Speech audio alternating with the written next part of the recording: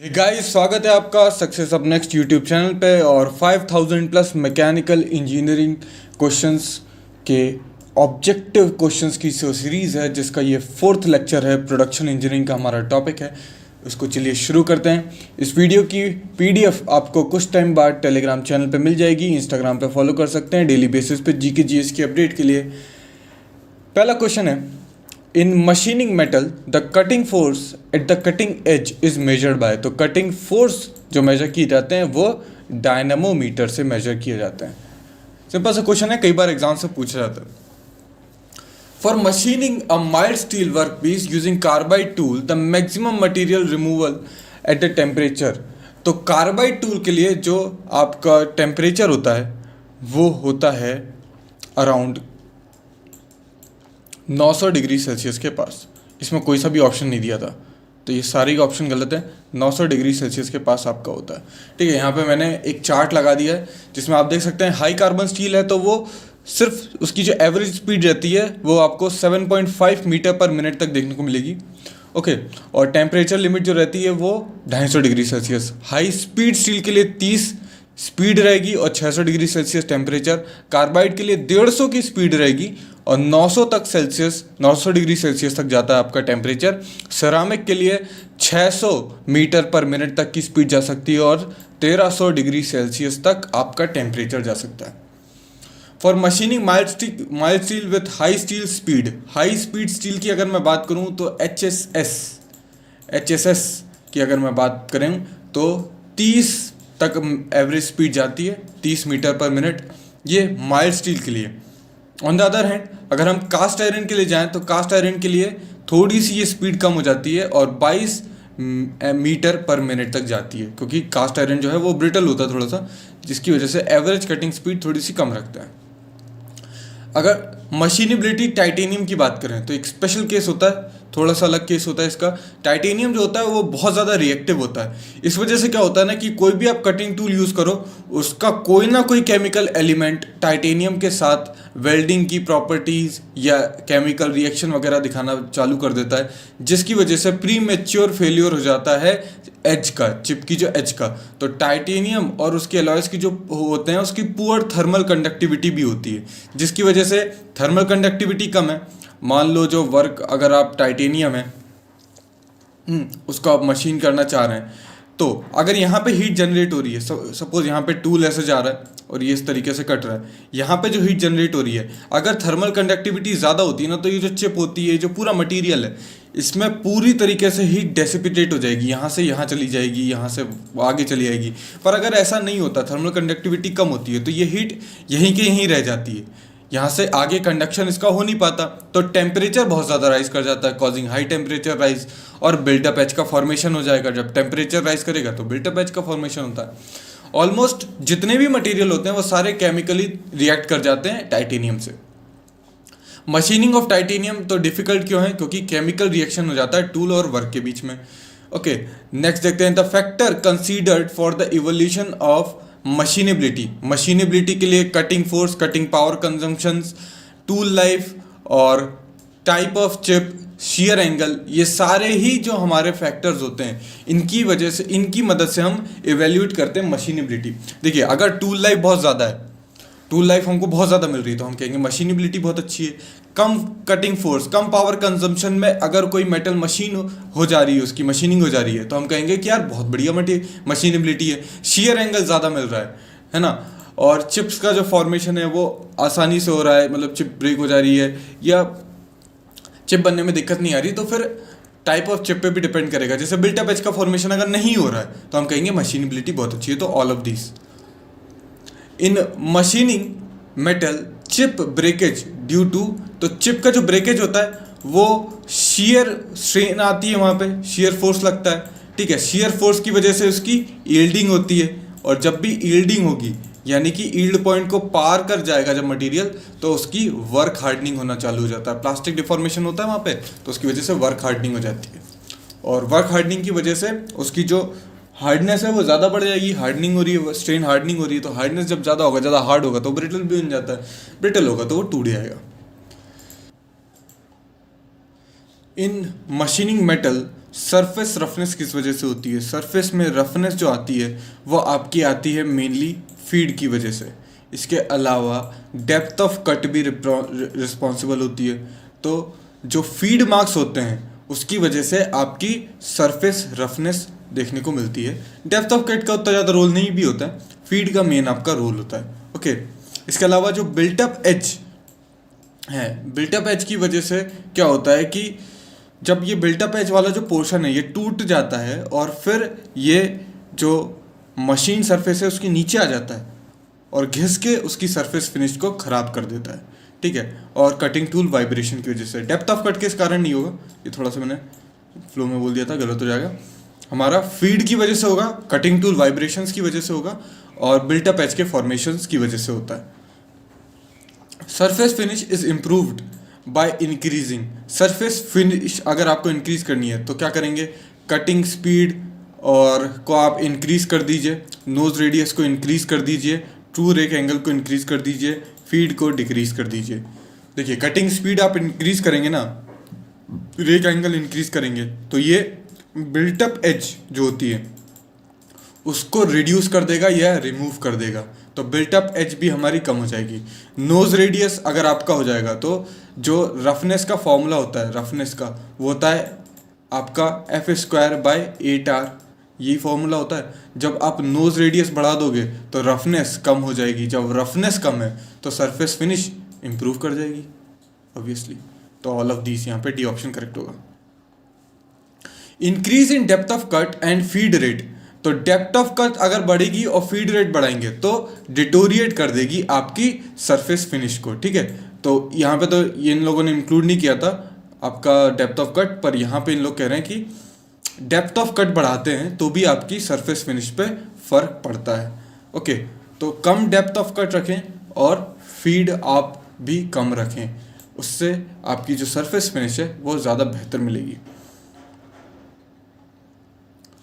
With the same tool life, the maximum material removal is removed by, तो same tool life पे अगर आप tool life जो है वो सबसे ज़्यादा इफेक्ट होती है वेलोसिटी से, फिर उसके बाद फीड से, फिर उसके बाद डेप्थ ऑफ कट से। तो VFD याद रख लो, VFD सबसे ज़्यादा वेलोसिटी से इन्फ्लुएंस होगी, इफेक्ट होगी, फिर फीड से, फिर डेप्थ ऑफ कट से। तो अगर हम डेप्थ ऑफ कट इंक्रीज करें, क्योंकि मेटल रिमूवल रेट की अगर मैं बात करूं MRR की, तो VFD फॉर्मूला होता है ना, या FDV बोलते हो, तो सबसे कम इफेक्ट होगी आपकी डेप्थ ऑफ कट से, तो इसको इंक्रीज कर लो। बाकियों को इंक्रीज करोगे तो आपकी टूल लाइफ भी इफेक्ट ज़्यादा होगी। तो कम से कम अगर आपको इफेक्ट लाना है for the same tool life, अगर अब मैं बात करूं तो आपको डेप्थ ऑफ कट आप इंक्रीज करा सकते हो, इन दोनों को इंक्रीज ना करो। In machining soft material the tool with negative relief angle, तो नेगेटिव रिलीफ एंगल हम कभी भी नहीं देते हैं। नेगेटिव रिलीफ एंगल देंगे तो टूल जो है मशीन सरफेस से टकराएगा। देखो, जब हम किसी चीज़ की मशीनिंग करते हैं, इस तरीके से हम मशीनिंग कर रहे हैं, यहाँ पे हमने टूल रखा है इस तरीके से और ये मशीन होके यहाँ से निकल रहा है, यहाँ पे इस तरीके से चिप बन रही होगी, ठीक है। ये फ्लैंक है, सॉरी फेस है, ठीक है, ये फेस है और ये वाला फ्लैंक है, और ये हमारा रिलीफ एंगल्स होते हैं, ठीक है, रिलीफ एंगल्स होते हैं। अगर नेगेटिव रिलीफ एंगल दे दूंगा तो टूल मेरा कुछ इस तरीके से होगा,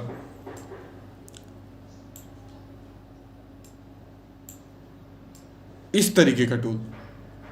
तो ये यहां से जब कटेगी तो ये इस पर रबिंग एक्शन आएगा ना खतरनाक, तो उसकी वजह से रिलीफ एंगल हम कभी भी नेगेटिव नहीं देते, हमेशा पॉजिटिव रहेगा, ये पॉजिटिव रहेगा, ठीक है। Wrong. High speed steel tool operate at a cutting speed than the carbon steel tool, तो यहाँ पे बताना है कि लेस होगा क्या होगा, तो 2 to 5 times higher, 2 to 5 time higher पे काम करता है। हाई स्पीड स्टील की जो मैंने आपको बताई थी वो बताई थी करीबन कितनी थी, नियर अबाउट हमारी हाई स्पीड स्टील की अगर मैं बात करूँ तो ये तो हाई कार्बन स्टील की हमारी 7.5 मीटर पर मिनट होती है। ऑन द अदर हैंड अगर हाई स्पीड स्टील की बात करें तो ये आपकी 30 तक चली जाती है, 30 मीटर पर मिनट तक जाती है, तो 4 टाइम्स होता है, तो 4 टाइम्स 2 और 5 के बीच में आएगा, तो 2 से 5 टाइम्स ले लेते हैं, ठीक है।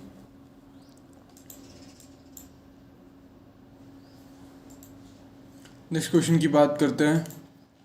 Tool material for fast machining should have, अगर फास्टर मशीनिंग करनी है हमको, फास्टर मशीनिंग हम तो वियर रेजिस्टेंस होना चाहिए, रेड हार्डनेस मतलब हाई टेम्परेचर पे वो हार्डनेस को रिटेन कर पाए, सॉफ्ट ना हो जाए, टफनेस होनी चाहिए ताकि शॉक एब्जॉर्ब कर पाए, ये सारी प्रॉपर्टीज़ होनी चाहिए अगर हमको फास्टर मशीनिंग करनी है। ओके, एक बेटर टूल मटेरियल की ये सारी प्रॉपर्टीज़ होती है। Carbon tool steel have low heat and wear resistance, तो बिल्कुल सही है, कार्बन टूल स्टील जो होते हैं उनका लो हीट एंड वियर रेजिस्टेंस होता है, इसीलिए सिर्फ 7.5 मीटर पर मिनट तक की स्पीड हम उनको दे सकते हैं, या फिर 150 डिग्री सेल्सियस का टेम्परेचर वो झेल सकते हैं। इसके आगे अगर ले जाएंगे 150 नहीं सॉरी 250 तक का दे सकते हैं, 250 डिग्री सेल्सियस तक दे सकते हैं, इससे ज़्यादा का टेम्परेचर BROT नहीं कर पाएंगे। ठीक है, low heat and wear resistance होता है, वियर होगा स्पीड के कारण और heat resistance temperature obviously. High speed steel tool retain their hardness up to, तो हाई स्पीड स्टील लगभग 600 डिग्री सेल्सियस के आसपास तक रिटेन कर लेते हैं। हम कोशिश करते हैं कि 550 तक ही इनको वर्क कराएं, अब तो खैर ये ज़्यादा यूज़ भी नहीं होते, एब्सोल्यूट हो चुके हैं। Trade name of a non ferrous cast alloy composed of cobalt, chromium and tungsten, इसे कहते हैं स्टेलाइट। स्टेलाइट की अगर मैं बात करूं तो ये कास्ट कोबाल्ट अलॉय बोलते हैं जिसका नाम है स्टेलाइट, और कास्ट कोबाल्ट अलॉय स्टेलाइट ये जो होता है ये जैसा कि नाम बता रहा है कोबाल्ट का एक अलॉय होता है जिसमें क्रोमियम, टंगस्टन, कार्बन वगैरह सारे एलिमेंट्स प्रेजेंट होते हैं। इंटरमीडिएट रेंज पे हम यूज़ कर सकते हैं, हाई स्पीड स्टील और सीमेंटेड कार्बाइड की इंटरमीडिएट रेंज में इसे यूज़ किया जाता है। ओके, तो इसकी प्रॉपर्टीज़ उनके बीच की होती है, मतलब Stellite preserve hardness up to 1100 degree Celsius तक ये अपनी हार्डनेस को प्रिजर्व करके रख सकता है। बहुत ज़्यादा बढ़ा चढ़ा के बोल रहे हैं 1100 वैसे, क्योंकि कार्बाइड को ही हम 900 डिग्री सेल्सियस तक यूज़ करते हैं, पर कई बुक्स में बता रहा हूँ ना कि कई बुक्स में 1100 दिखेगा, कई बुक्स में आपको 900 से कम दिखेगा, कई बुक्स में आपको कार्बाइड 1300 तक दिख जाएगा, है ना। तो जो स्टैंडर्ड बुक्स हैं वहाँ पे 900 डिग्री सेल्सियस तक कार्बाइड को यूज़ करते हैं। ठीक है, सेरामिक टूल जो अपनी बॉडी से फिक्स किए जाते हैं, जो मेन बॉडी से, उसे किया जाता है ब्रेजिंग से। ये बहुत इंपॉर्टेंट क्वेश्चन है, पुराने मेरे ख्याल से SSC JEE या फिर PSQs के एग्जाम्स में एक आध दो बार पूछा गया है। Ceramic tool have greater tool life than carbide tool, तो बिल्कुल सही है, सेरामिक की जो टूल लाइफ होती है वो कार्बाइड से ज़्यादा होती है। The tool made of cemented carbide wear out faster, तो सीमेंटेड कार्बाइड के जो आपको टूल देखने को मिलेंगे ना, ये आप लो स्पीड पे यूज़ नहीं कर सकते, लो स्पीड पे यूज़ करेंगे तो ये फास्टर आपके डिटोरिएट होंगे, वियर आउट हो जाएंगे। Carbide tool operating at a very low cutting speed below 30 metre per minute में अगर कार्बाइड टूल को यूज़ करोगे तो वो टूल लाइफ उसकी खराब हो जाएगी। इनमें से कौन सा ऑप्शन रॉन्ग है? Diamond is the hardest tool material and can run at a cutting speed of 50 times that a high speed tool, तो बिल्कुल सही है, बहुत ही हार्ड होता है और 50 टाइम्स तक हाई स्पीड टूल से ज़्यादा स्पीड पे हम इसको वर्क करा सकते हैं। Ceramic tool can be used eight cutting speed of 40 times तो ऑफ हाई स्पीड स्टील, तो हाई स्पीड स्टील टूल्स के 40 टाइम्स तक हम इसे यूज़ करा सकते हैं, बिल्कुल सही है। Cemented carbide tool can be used eight 10 times, ये भी ठीक है सीमेंटेड कार्बाइड, पर ये ऑप्शन पढ़ो, ceramic tool can withstand temperature up to 60 degree Celsius only, तो मैंने बताया सिरामिक जो है वो 1300 डिग्री सेल्सियस तक बियर आउट कर सकते हैं, ये तो सिर्फ बोल रहा है 600 पे ही खत्म हो जाएगा, तो ये बिल्कुल भी गलत है। As the cutting speed increases cutting forces decrease करते हैं। आप कभी भी कोई देखेंगे कि जब जैसे ही आप कटिंग स्पीड बढ़ाओगे ना तो कटिंग फोर्सेस आपके डिक्रीज कर जाएंगे, पर पावर कंजम्पशन आपका इंक्रीज करेगा, पर कटिंग फोर्स स्लाइटली डिक्रीज कर जाते हैं। सिरामिक कटिंग टूल आर, तो सिरामिक जो कटिंग टूल होते हैं वो ऑक्साइड, जो एल्यूमिनियम ऑक्साइड का जो पाउडर होता है उसको कोल्ड प्रेसिंग करके बनाए जाते हैं। Available in the form of tips, मैंने आपको पहले वीडियो में दिखाया था कि किस तरीके से जो हम स्टडी करते हैं वो एक टिप के फॉर्म में लगा होता है, ठीक है। ब्रिटल होते हैं and have low bending strength, तो ये भी मैंने बताया, जो ब्रिटल होते हैं उनकी टेंसाइल और शियर स्ट्रेंथ बहुत ही कम होती है, तो लो बेंडिंग स्ट्रेंथ, यानी कि all of the above.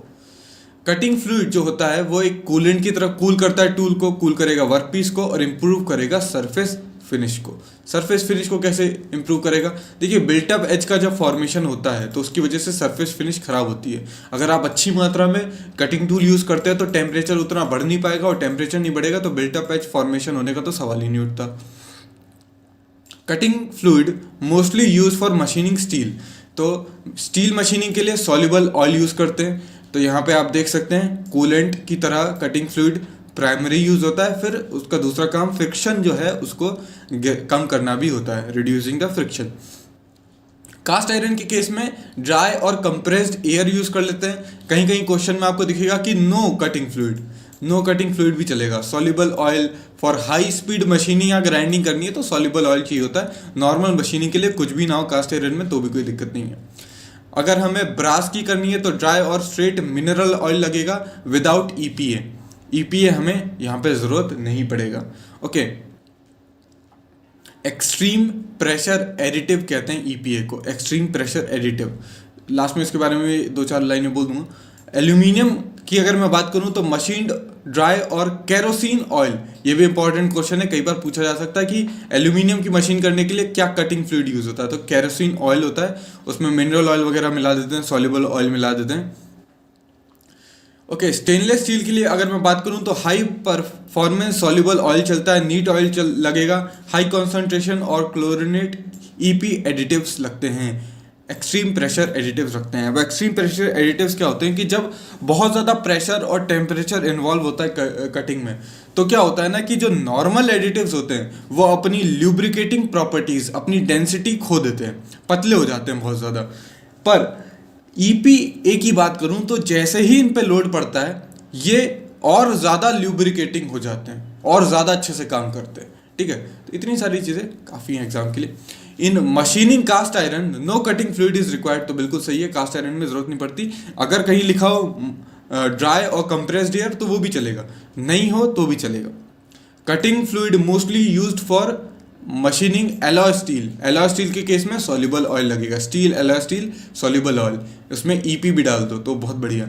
Numerical method for identifying the tool is known as tool signature, तो मैंने आपको बताया था जो एएसए टूल होते थे और ओआरएस वगैरह के जो टूल सिग्नेचर थे उनसे हम आइडेंटिफाई करते हैं टूल के बारे में।